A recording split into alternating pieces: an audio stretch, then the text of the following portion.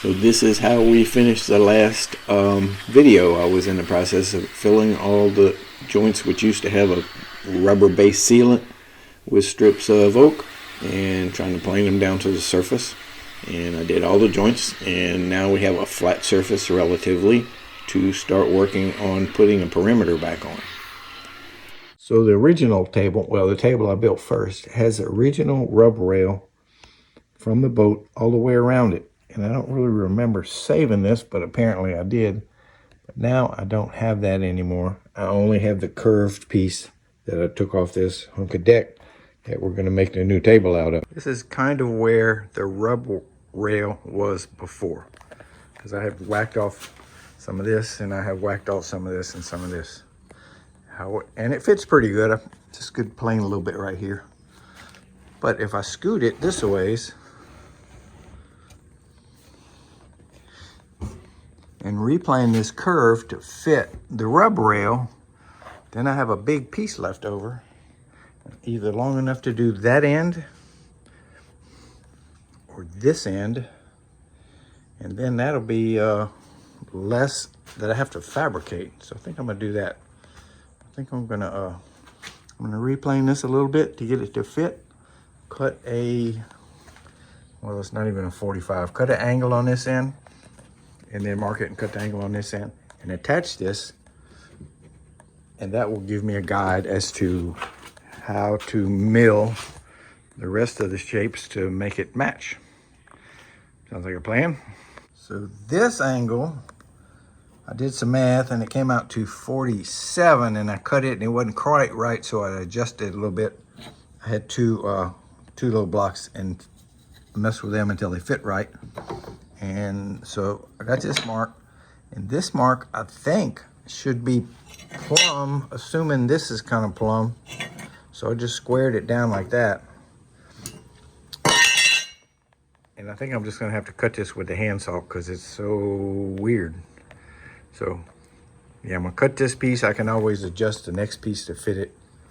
But I'm gonna cut this piece, and if it looks pretty good, then I'll mark and cut the other end. And I'll put a couple of temporary screws to hold it so I can work my way around. So I think that looks reasonable.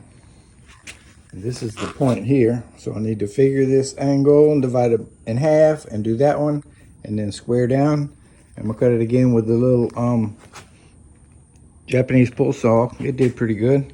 Even though it is getting a little long in the tooth, I probably need to buy a new one. But yeah, let's cut this one. This is how I'm getting that cut. It may be a backwards way to do it, but this is the way I'm doing it. So I got a miter gauge and I got the angle. So I'm gonna go take this angle and just draw it on my workbench. Let's see. This is where I did the last one. I'll put it here. I'll get my pencil. Then I can take my miter gauge and this is a 56 degree, so half of that would be 20, 25 plus 3, 28. I'll set the miter saw at 28, and I'm cut a little block to verify whether or not I'm even close to being right. All right, so I have a good fit, and my math was nowhere even close to being right. I just kept trying until it fit right. So this is the angle I need to mark on the end of the curved rub rail, and then cut it plumb from there.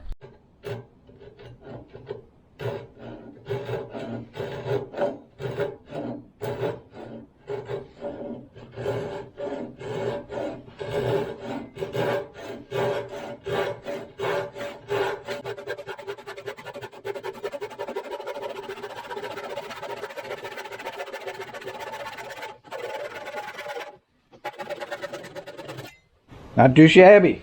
The old man and the old saw, we made a pretty good cut. Okay, first rub rail is cut and it fits pretty good. And this is the angle. No, this is the angle that I cut. This is the angle that the next piece needs to be. And it looks like the plumb is working pretty good. I might not have to do anything with this part. He said, but we'll have to curve it because this is curved. So I'll have to take the power plane and remove some material right there. I can do that. So I've heard with a power saw, you make the cut and then you kind of see what happened. And with a hand saw, you kind of make the cut where you want it to go. Well, that's not always true, but with these curved, tapered, twisted boards, it's definitely true. I can definitely get a better cut with the hand saw trying to follow my line than trying to put the board in the miter saw where it doesn't really want to sit in the right spot and it rocks around. So we're using a hand saw and it's doing good. Okay, not terrible, but I need to curve this back a little bit with the power plane. And then I'm going to need to adjust this cut a little bit. We're going to make it work.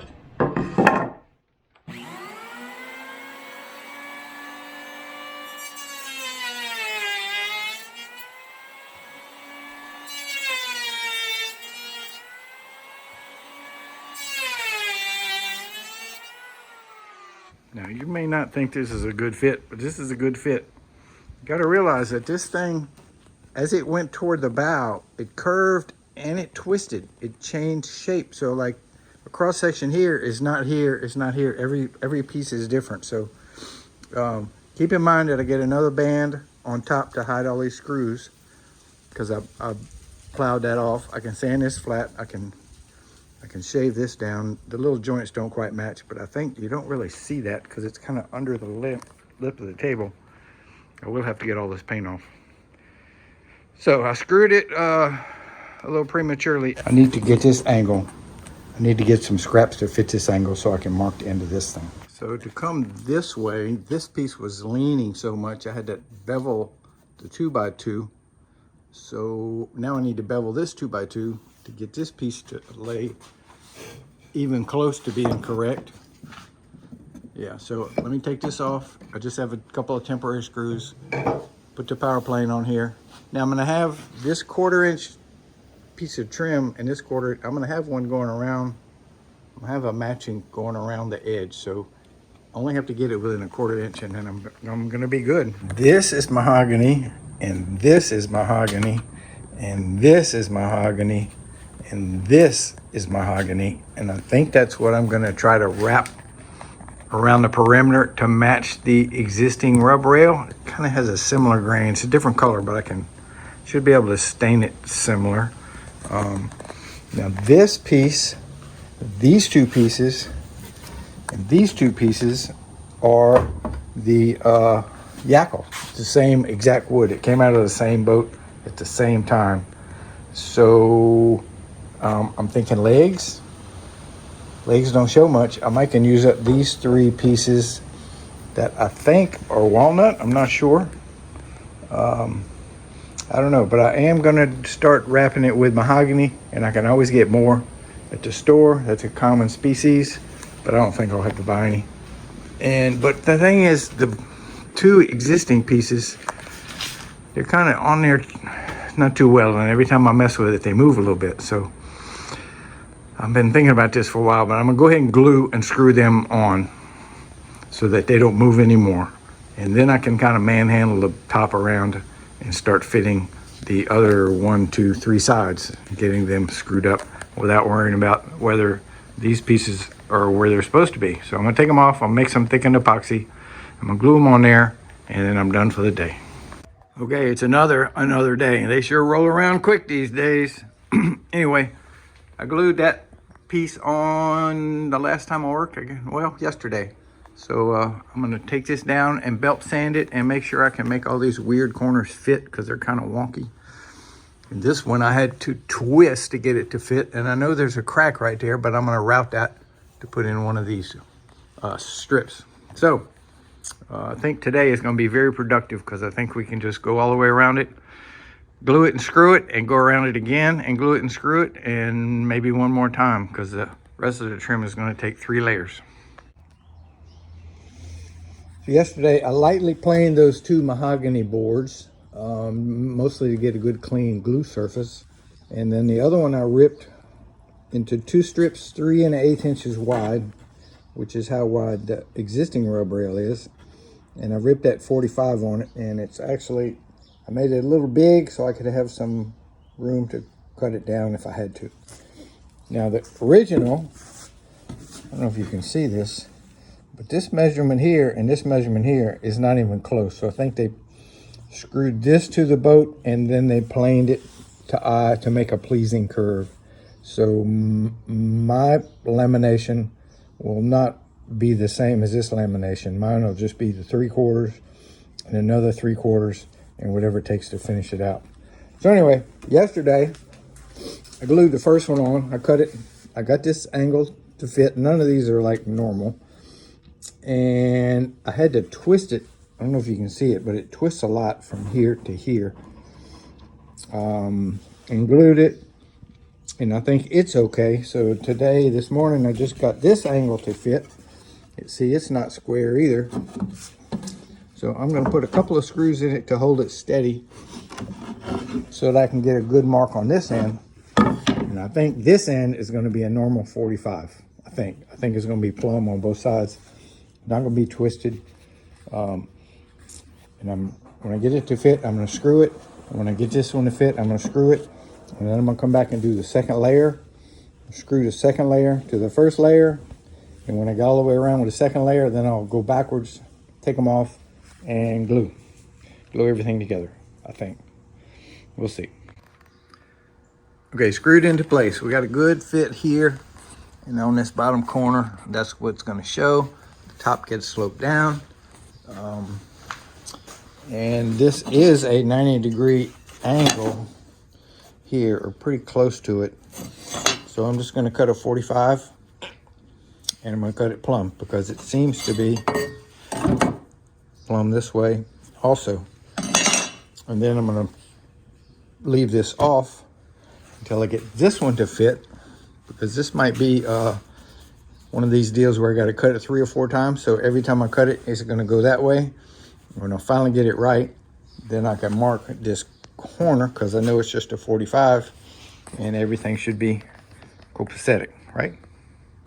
I'm holding the board in place with my hip, and it appears to be that this is a plumb cut, so this should be an easy fit.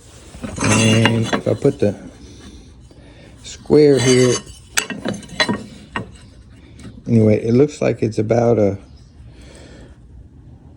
20, maybe 22. I'll start with 22 and then I'll keep shaving it until it fits right. After a very frustrating 45 minutes trying to get this cut to fit right, it turns out that this cut is not really plumb. It kind of had a lump in it, and it's rolled, of course, about 2 degrees. So anyway, I got it fair, and I got this screwed temporarily. I brought a straight edge out here, and I marked my 45. I might cut this a little long just to make sure. And then I'll put this one back on, and then this one on, and hopefully it'll fit perfectly. Best fit yet. So now my next go around is going to be 2.5 inches wide. So I'm going to take that last board and cut 2.5 inch pieces out of it. I'm going to do the same thing, put them right on top. And again, I'm going to do it dry. And I need to mark these screws to make sure I don't hit the same spot with the new screws. Okay, first doubler with a pretty good fit on this end. A couple screws in it. And this is the easy part. This is a 45. So I'm going to cut it and move it out the way. And I'll come from this end, let this one go long and mark the 45 on it. And that will reduce my chance of messing up.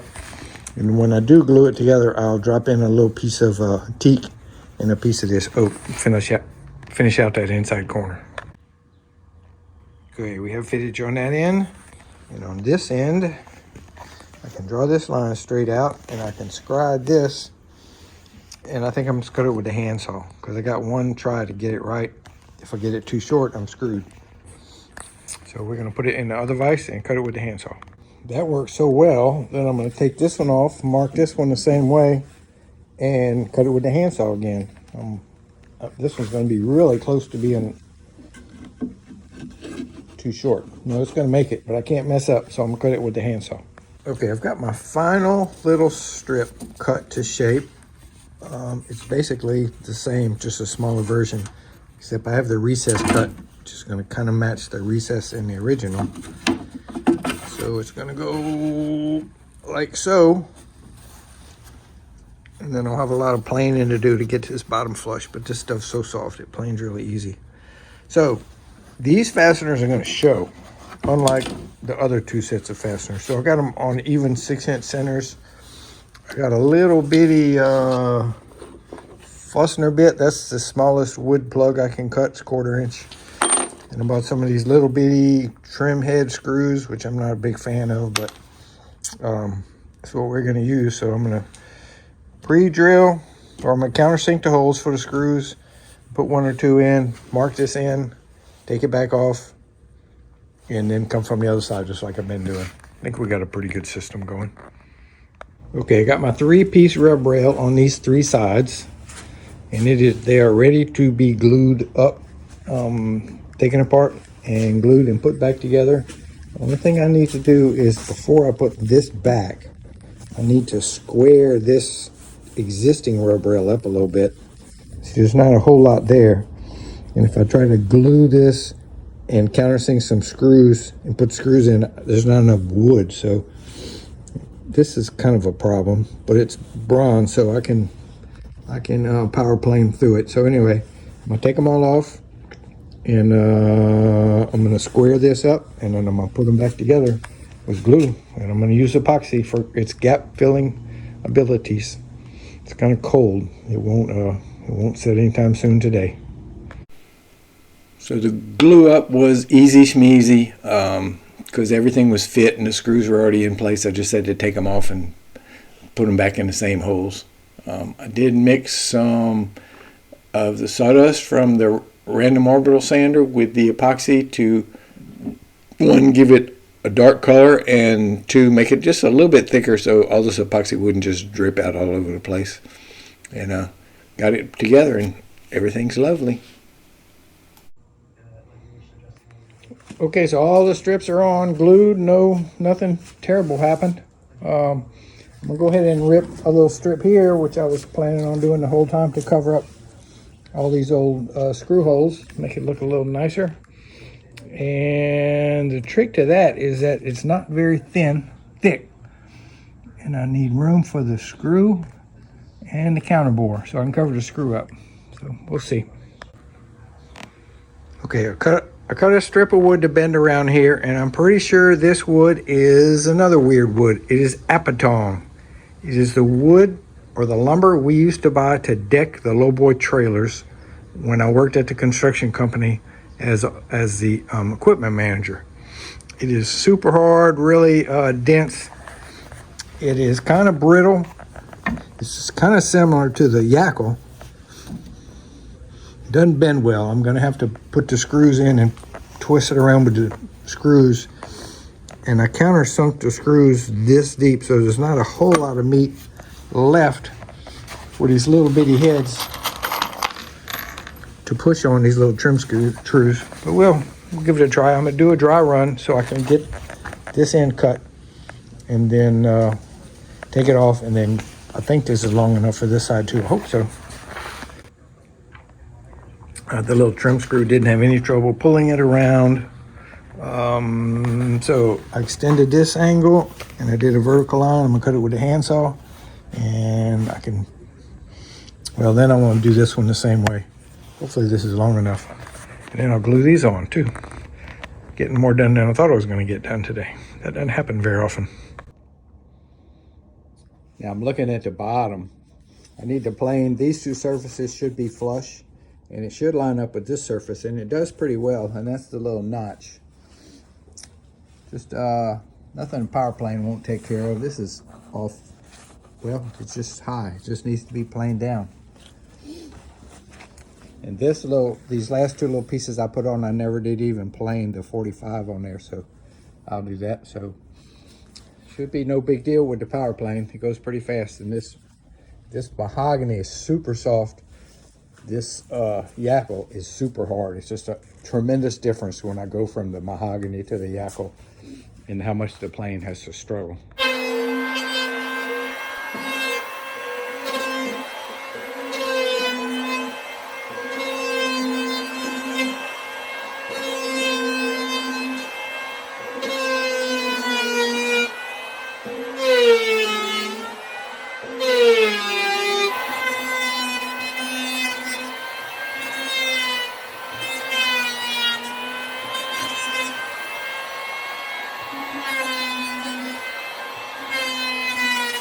quite a bit more sanding left to do, but our piece together rub rail matches up fairly decently with the original rub rail. My little added on piece, everything's surprisingly looking pretty copacetic. Now getting this stain to make these joints disappear, that'll be a different issue, but yeah, coming along.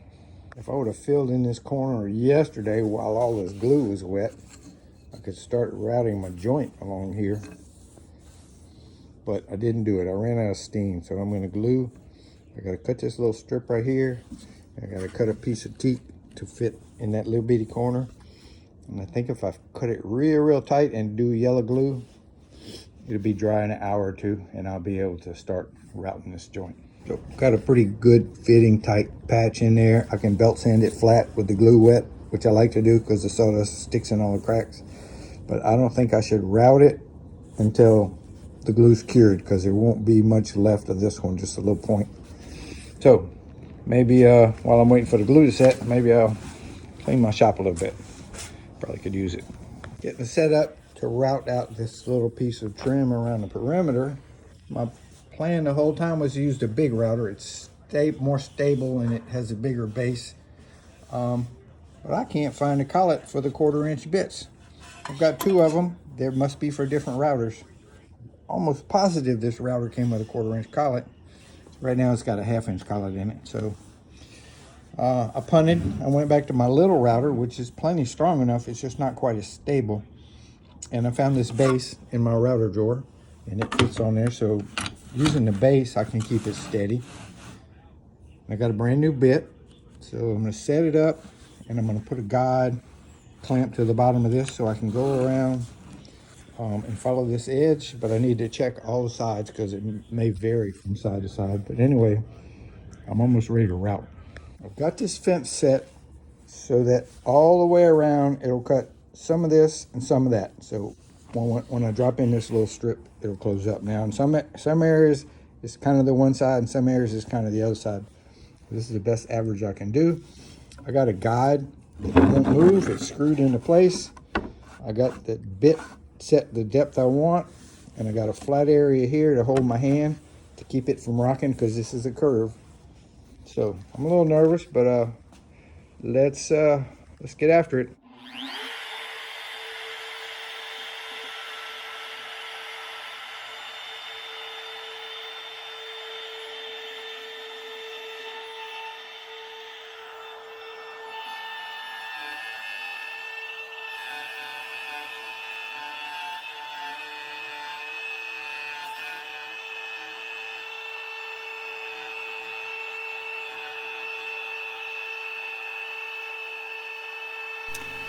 So for the corners to work, you have to stop the router at the exact right spot. And it's kind of hard to see. Of course, I don't see where they flip anyway, but there's all the dust and the noise and stuff, and you gotta really concentrate.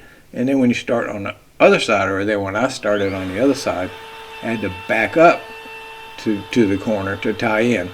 And backing up is really creepy because the router is wanting to go, it's no longer pulling against that little fence. It wants to go the other way and make a mess. So I just went really slow, and all my corners came out pretty good.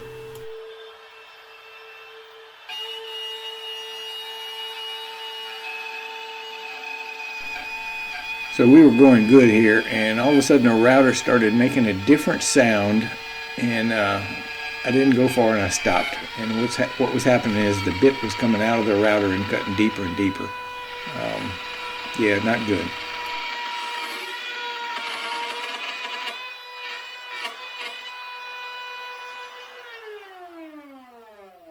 My bit dropped.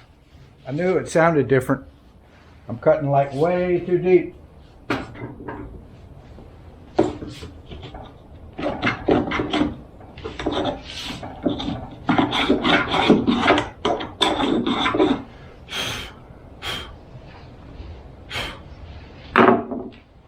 And I cut a screw, and it's a steel screw. So this thing will probably never cut again like it was cutting originally. God dang it. All right, let me turn you off. Yeah, man, we're way deep right there. I guess this is kind of my fault. The way this thing's made, when the router's in the holder, you can't fit the wrench in there and tighten up.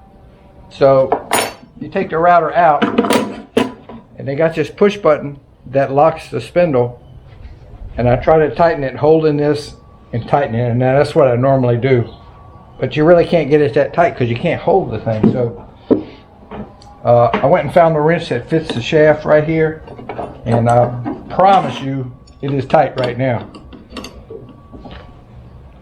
Oh yeah, I may never get that bit out, but it's not gonna move. So now I gotta reset up and get my height right and start over. I haven't really heard anything except that the bit hit one of those metal screws. So I really don't know whether or not it's toast. It might be. It might not be.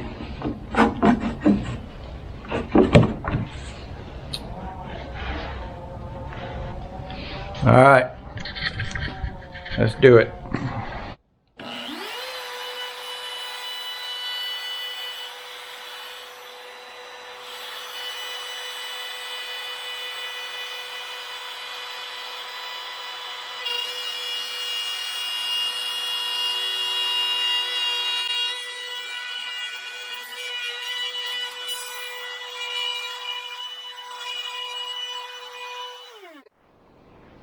Well, I did it, except for the bit dropping.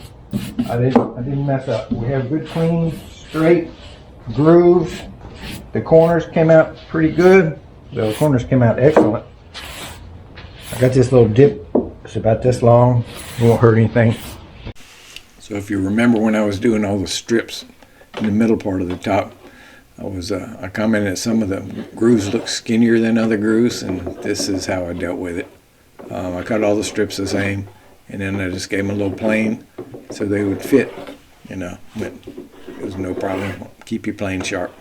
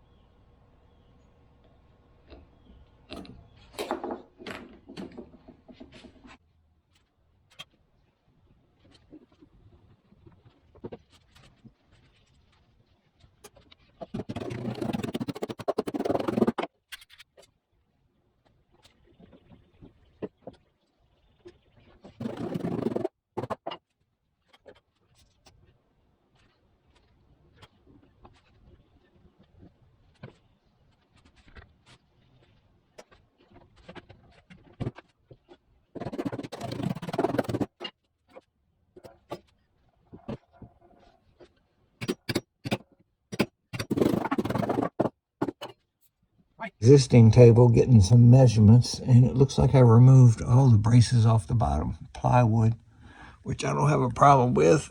And it looks like the legs are pretty much in the corners, and I got the length of the legs and the dimensions of the legs and the braces, and I put them all on my notepad. And I also use my notepad to scribe the angles.